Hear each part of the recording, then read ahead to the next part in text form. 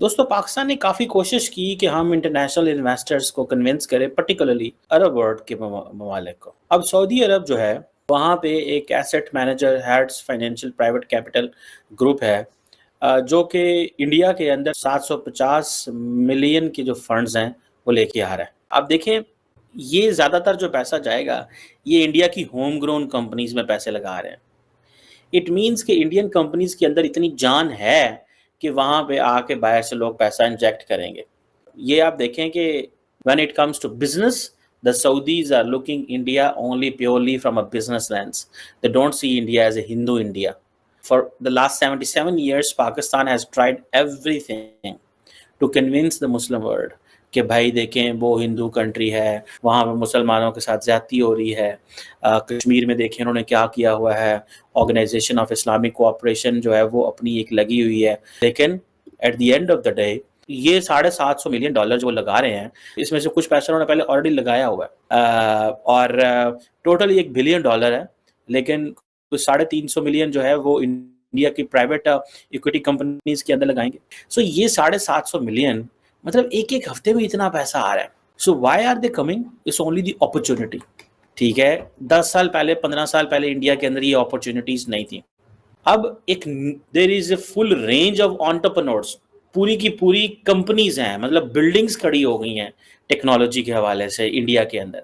और ये foreigners are calling this as home grown ecosystem, जो कंज्यूमर गुड्स में है और बहुत सारी और जगहों में अंदर है। आप देखें, अभी तक जो मेरी इंफॉर्मेशन एंड रिसर्च है कि पिछले 5 सालों में मिडल ईस्ट जो है वो तकरीबन 164 प्राइवेट डील्स के अंदर इंडिया में शामिल है।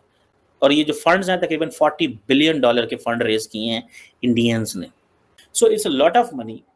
अब जितने भी मिडल ईस्टर्न फंड्स जो आ रहे हैं, सो ये हमने तो बताया गया था कि बहुत सारा जो पैसा आ रहा है that is coming in Pakistan, क्यों नहीं आ रहा? अब प्रॉब्लम आप लोगों को ये आ रखी है पाकिस्तान को कि जितना ज्यादा इंडिया से मुकाबला कर रहे हैं उतना ज्यादा अपने चक्कर में फंस रहे हैं। आपने इतने हमारे सैनिकों को परेशान नहीं किया जिससे कहीं ज्यादा बलूचिस्तान और टीटीपी वालों ने निपटा दिए।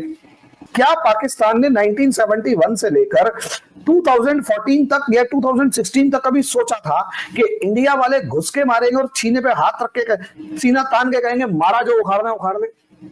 अभी प्रॉब्लम ये आ रही थी हमारे देश के अंदर कि नॉर्मली एक माइंडसेट बना हुआ था कि अगर पाकिस्तान खुश है तो हमें कम परेशान करेगा और पाकिस्तान नाराज है तो ज्यादा परेशान करेगा।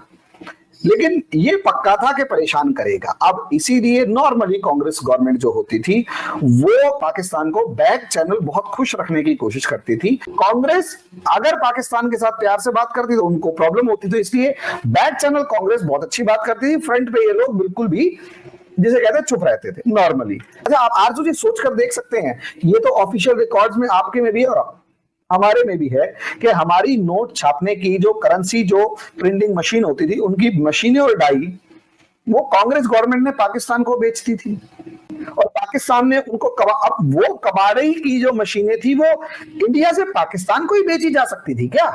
कांग्रेस के मिनिस्टर पाकिस्तान को हमारी नोट छापने की मशीन दे रहे हैं और उसके बाद महज 2 साल के अंदर हमारी इकोनॉमी के अंदर ब्लैक मनी इतनी ज्यादा बढ़ जाती है कि हमसे हैंडल नहीं हो पाती।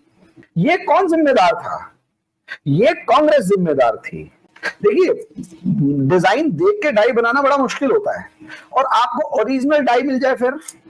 और जब नोटबंदी हुई तो आपके कराची के अंदर वो हसवानी था, क्या नाम था, दोनों ब्रदर्स ने आत्महत्या करी थी। वो इसी वजह से हुई थी। 17,000 करोड़ खनानी एंड कालिया थे, उनकी कंपनी बंद हो गई। वो जो कंपनी का ऑनर था वो अगले दिन क्यों सुसाइड कर रहा है? 17,000 करोड़ रुपए की करेंसी जो थी वो प्रिंट की हुई रखी थी और इंडिया में पेनिट्रेट करने वाली थी, 1 सेकंड के अंदर झटके से उखाड़ के फेंक दिया।